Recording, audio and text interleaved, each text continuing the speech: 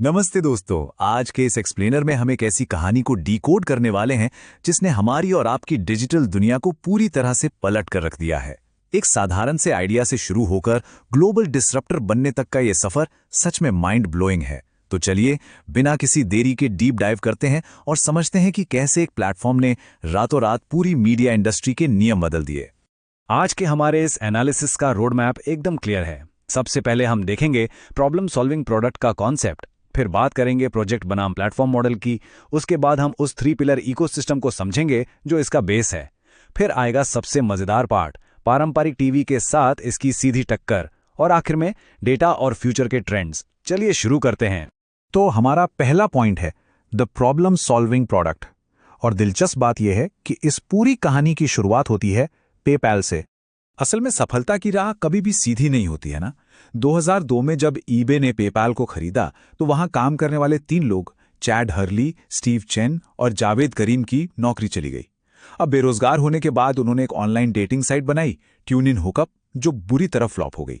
लेकिन तभी उनका सामना एक रियल वर्ल्ड प्रॉब्लम से हुआ।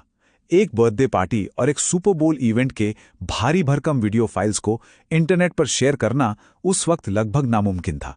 बस इसी फ्रस्ट्रेशन ने उन्हें एक वीडियो शेयरिंग प्लेटफॉर्म बनाने का आइडिया दिया। और यहीं से हमें बिजनेस का एक गोल्डन रूल सीखने को मिलता है, प्रॉब्लम सॉल्विंग प्रोडक्ट या पीएसपी। अगर आप शुरुआती मुनाफे के पीछे भागने के बजाय किसी असली ग्राउंड लेवल प्रॉब्लम को सॉल्व करने पर फोकस करते हैं तो बिजनेस अपने आप ग्रो करता है। लोगों को वीडियो शेयर करने में दिक्कत आ रही थी, इन्होंने उस दर्द को समझा और उसका इलाज निकाल दिया। सिंपल लेकिन इफेक्टिव। अब आगे बढ़ते हैं हमारे दूसरे सेक्शन की तरफ, प्रोजेक्ट बनाम प्लेटफॉर्म मॉडल। आखिर एक साधारण सी वेबसाइट टेक की दुनिया का इतना बड़ा जायंट कैसे बन गई? देखिए, एक आम बिजनेस अमूमन एक प्रोजेक्ट की तरह काम करता है। मतलब वो पूरी तरह से ट्रांजैक्शनल होता है। माल दो और पैसा लो, बात खत्म। लेकिन जो दुनिया के सबसे बड़े ब्रांड्स हैं वो प्लेटफॉर्म बनाते हैं। एक प्लेटफॉर्म कोई दुकान नहीं है, वो एक जीता जागता इकोसिस्टम है। एक ऐसी जगह जहां अलग अलग स्टेक होल्डर्स आते हैं, एक दूसरे पर निर्भर होते हैं और मिलकर एक दूसरे के लिए वैल्यू क्रिएट करते हैं। इसे समझने के लिए बिजनेस की बहुत ही पावरफुल कहावत है, जुआ खेलने वाला कभी नहीं जीतता, हमेशा कसिनो जीतता है। क्या शानदार मेटाफर है ना। खुद बैठकर अनगिनत वीडियो बनाने के बजाय एक ऐसा इंफ्रास्ट्रक्चर खड़ा कर देना जहां दूसरे लोग आएं, अपना कंटेंट बनाएं और वैल्यू जनरेट करें। असली सस्टेनेबल वेल्थ यहीं से आती है। प्लेटफॉर्म खुद कसिनो बन गया है। तो अब सवाल उठता है कि इस इकोसिस्टम को चलाता कौन है? चलिए समझते हैं इस 3 pillar win win win model को। इस पूरी मशीन को परफेक्टली चलाने वाले 3 मेन स्टेक होल्डर्स हैं। पहले हैं क्रिएटर्स, जिन्हें अपना ब्रांड बनाने और पैसा कमाने का एक ग्लोबल स्टेज मिलता है। दूसरे हैं कंज्यूमर्स, यानी हम और आप, जिन्हें दुनिया भर का एंटरटेनमेंट और नॉलेज बिल्कुल फ्री में मिलता है। और तीसरे हैं एडवर्टाइजर्स, जिन्हें ट्रेडिशनल मीडिया के मुकाबले कौड़ियों के भाव में एकदम लेजर टारगेटेड ऑडियंस मिल जाती है। तीनों का फायदा हो रहा है और सब एक दूसरे से जुड़े हुए हैं।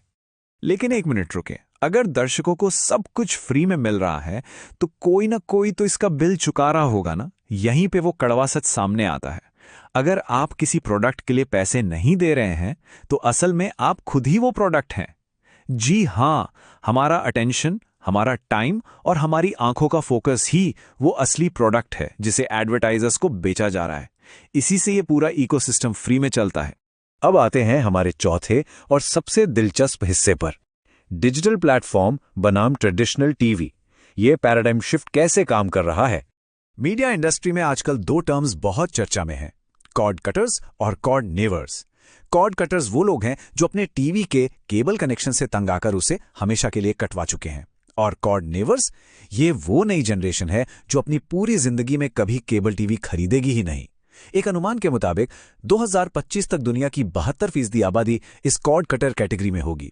ये टीवी इंडस्ट्री के लिए एक बहुत बड़ा रेड अलर्ट है। टीवी और डिजिटल प्लेटफॉर्म का ये फर्क बिल्कुल दिन और रात जैसा है। टीवी बहुत पैसिव है, वहां आप अपनी मर्जी से कुछ नहीं कर सकते। आपको एपिसोड्स का इंतजार करना पड़ता है और सबसे इरिटेटिंग बात, ठीक क्लाइमैक्स के वक्त विज्ञापन आ धमकते हैं।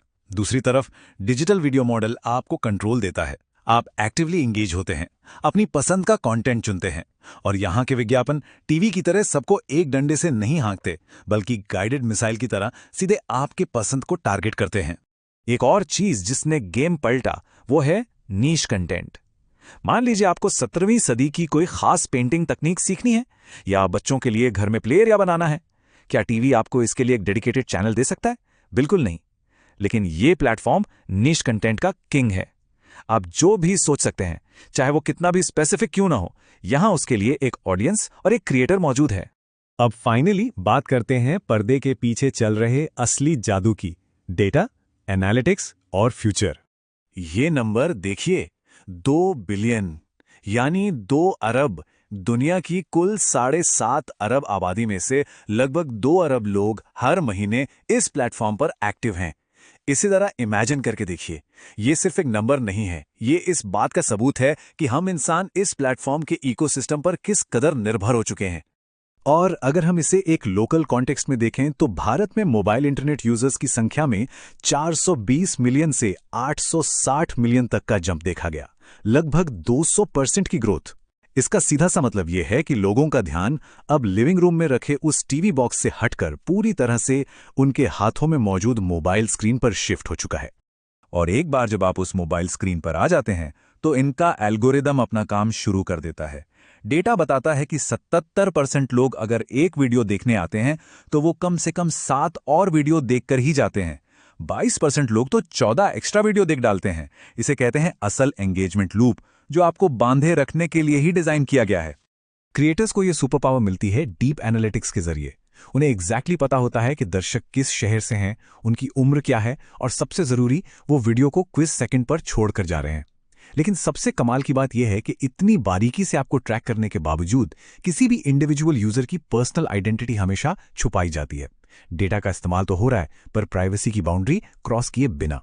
तो दोस्तों, इस पूरी कहानी के बाद मैं आपके लिए एक बड़ा सवाल छोड़ के जाना चाहता हूं। चाहे आप अपना कोई स्टार्टअप प्लान कर रहे हो या किसी कंपनी के लिए स्ट्रैटेजी बना रहे हो, खुद से पूछिए, क्या आप सिर्फ एक प्रोजेक्ट बना रहे हैं जहां बस माल और पैसे की अदला बदली हो रही है, या फिर आप एक ऐसा इकोसिस्टम बनाने की सोच रहे हैं जो अपने आप ग्रो करे? इस प्लेटफॉर्म की जर्नी हमें यही सिखाती है कि फ्यूचर इकोसिस्टम का ही है। आज के इस एक्सप्लेनर में बस इतना ही। जुड़ने के लिए बहुत बहुत शुक्रिया।